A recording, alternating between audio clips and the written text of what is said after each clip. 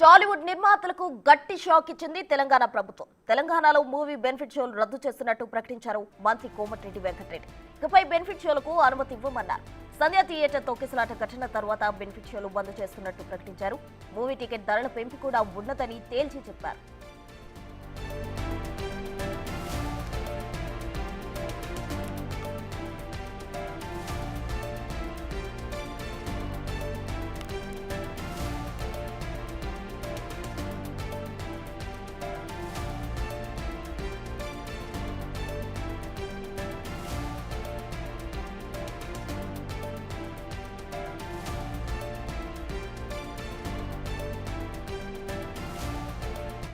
తర్వాత తొక్కిసలాట్లో రేవతి మృతి చెందడం, ఆమె కుమారుడు శ్రీతేజ్ తీవ్రంగా గాయపడి మృత్యుతో పోరాడడం ప్రభుత్వాన్ని కదిలించింది.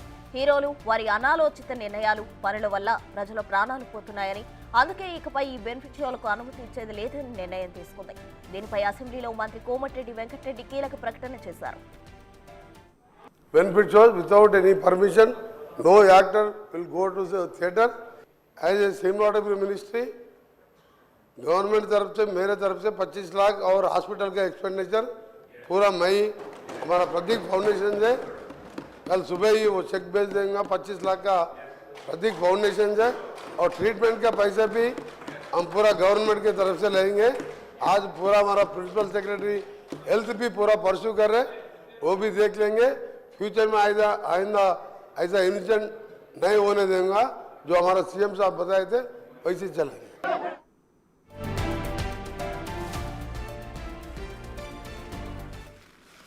చారిత్రాత్మక సినిమాలకు తప్ప మిగిలిన సినిమాలకు టికెట్ ధరలు పెంచేదే లేదని ప్రభుత్వం ప్రకటించింది. ప్రభుత్వం తీసుకున్న ఈ నిర్ణయంతో నిర్మాతలకు పెద్ద దెబ్బ పడినట్టు తెలుస్తోంది. దాంతో పాటు బెనిఫిట్ షోల పేరుతో ఏ హీరో థియేటర్కు వెళ్లొద్దన్నారు మంత్రి కోమటిరెడ్డి.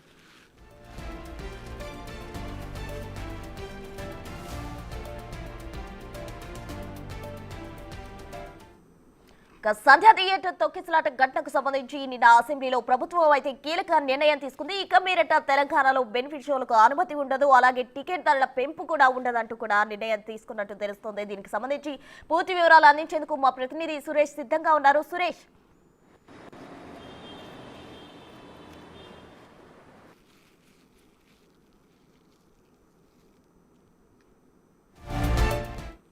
విషయాన్ని చెప్పడం జరిగింది. ఏదైతే పుష్ప 2 కు సంబంధించి బెనిఫిట్ షోకి అనుమతి ఇవ్వడం జరిగింది. ఒక రోజు సందర్భంగానే ఇక్కడ తొక్కిసలాట జరిగింది. ఈ తొక్కిసలాటలో రేవతి మృతి చెందింది. ఇంకా ఆమె కొడుకు చావుబతుకుల మధ్య కిమ్స్ హాస్పిటల్లో పోరాడుతున్నాడు. దీనికి సంబంధించి ప్రభుత్వం చాలా సీరియస్ గా స్పందించడం జరిగింది. ఇప్పటి వరకు బెనిఫిట్ షోలకు సంబంధించి అర్ధరాత్రి పర్మిషన్లు ఇచ్చేది లేదు. ఇక బెనిఫిట్ షోలకు అనుమతి ఉండదు. బెనిఫిట్ షోల పేరుతో రిలీజ్ రోజు కానీ రిలీజ్ ముందు రోజు హీరోలు సినిమా థియేటర్లకు వెళ్లి హంగామా సృష్టిస్తే కఠిన చర్యలు తీసుకుంటాం, పోలీసులు కూడా ఇక పర్మిషన్స్ ఇవ్వరు అని చెప్పేసి కూడా స్పష్టంగా చెప్పడం జరిగింది. మొన్న ఏదైతే పుష్ప 2 కు సంబంధించి బెనిఫిట్ షోకి అనుమతి ఇవ్వడం వల్లనే ఈ ఘటన జరిగిందని చెప్పేసి కూడా దర్యాప్తులో గుర్తించడం జరిగింది. బెనిఫిట్ షోకి ఇచ్చిన అనుమతితో థియేటర్ యాజమాన్యాలు సరైన చర్యలు తీసుకోలేదు. ఎక్కడ పార్కింగ్ కావచ్చు, ఇటు క్రౌడ్, ఎందుకంటే బెనిఫిట్ షోకి సంబంధించి ముఖ్యంగా ఫ్యాన్స్, అభిమానులు, ఏ హీరో సినిమా రిలీజ్ అయితే ఆ హీరో సినిమాకి సంబంధించి ఫ్యాన్స్ పెద్ద ఎత్తున ఆ బెనిఫిట్ షోలో పాల్గొంటారు. ఈ బెనిఫిట్ షోలో పాల్గొంటారు. ఈ బెనిఫిట్ షోకి టికెట్ ధర కూడా 1000 నుంచి 1500 రూపాయలు వసూలు చేశారని చెప్పేసి కూడా చెప్తున్నారు. ఇక బ్లాక్ లో దాదాపు 3000-4000 రూపాయలకు కూడా టికెట్లు అమ్మారని చెప్పేసి ఆరోపణలు రావడం, వాటన్నిటికి సంబంధించి విచారణలో బయటపడడంతో ఇక సామాన్యుల జోబుకు చిల్లు పడుతుందే తప్ప దీనివల్ల ప్రజలకు ఎలాంటి ఉపయోగం లేదు. ప్రొడ్యూసర్లు పెద్ద మొత్తంలో ఆ సినిమాకు డబ్బులు పెట్టి ఒకే 2-3 రోజుల్లో ఈ డబ్బులన్నీ వసూలు చేయాలనే ఉద్దేశంతో బెనిఫిట్ షోలు, అదేవిధంగా సినిమా టికెట్ల ధరలకు కూడా పెంచి అధిక మొత్తంలో వసూలు చేస్తున్నారని చెప్పేసి కూడా ప్రేక్షకుల నుంచి కూడా ఆగ్రహం వ్యక్తం చేయడంతో దీనికి సంబంధించి ప్రభుత్వం నిర్ణయం తీసుకోవడం జరిగింది. కావచ్చు బెనిఫిట్ షోలకి అనుమతి ఇచ్చేదే లేదు అని చెప్పేసి స్పష్టంగా ఆదేశాలు జారీ చేయడం జరిగింది. ఇక మీద బెనిఫిట్ షోలకి అనుమతి ఉండదనే చెప్తున్నారు. ఇంకా హీరోలు కూడా కొన్ని నియమ నిబంధనలు పాటించాలి. సినిమా రిలీజింగ్ సమయంలో ఒక్కసారిగా ఇలా థియేటర్కి వచ్చేసి అభిమానులతో కలిసినప్పుడు ఎక్కువగా తొక్కిసలాటలు జరిగే అవకాశం ఉంది. ఆ గేట్ల ముందు వేల మంది అభిమానులు అప్పటికే సినిమా కోసం వేచి చూస్తుంటారు. బెనిఫిట్ షోని ముందుగానే రాత్రి రోజే చూడాలని చెప్పేసి. గతంలో కూడా 12 తర్వాత బెనిఫిట్ షోలు ఉన్నాయి, కానీ మొన్న పుష్ప 2 సందర్భంగా 9:30కే బెనిఫిట్ షో స్టార్ట్ కావడం, ఇక్కడే చాలా థియేటర్స్ ఉండడం, ఆ థియేటర్ లోని పబ్లిక్ అంతా కూడా అల్లు అర్జున్ ఇక్కడికి వస్తున్నాడనే సమాచారం తెలుసుకొని ఒక్కసారిగా ఈ థియేటర్ లోకి వచ్చే ప్రయత్నం చేయడంతోనే ఇక్కడ తొక్కిసలాట జరిగింది. ఈ తొక్కిసలాటలో రేవతి మృతి చెందడం జరిగింది. ప్రస్తుతం దీనికి సంబంధించి పోలీసులు కేసు నమోదు చేసి దర్యాప్తు చేస్తున్నారు. ఇంకా ఈ సంధ్యా థియేటర్ కి షోకాజ్ నోటీసులు కూడా జారీ చేయడం జరిగింది.